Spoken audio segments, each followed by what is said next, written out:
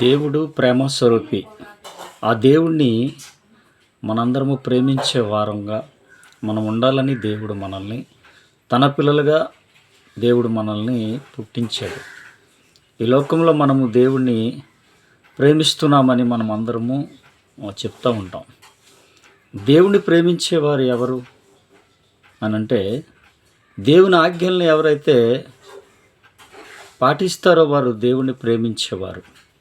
దేవుని ఆజ్ఞలను మనం పాటించకుండా, దేవుని మాటను మనం వినకుండా, నిన్ను దేవుణ్ణి ప్రేమిస్తున్నాను అని చెప్తే, యేసుక్రీస్తు ప్రభువారు చెప్పిన మాట ఏంటంటే, ఇదిగో మీరు మొదటిగా నా ఆజ్ఞలను మీరు గైకొనండి.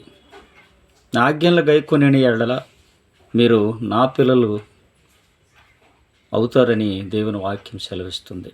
కాబట్టి దేవుని ఆజ్ఞలను మనము పాటించే వారిగా ఉంటే మనం దేవుణ్ణి ప్రేమించే వారము అవుతాము.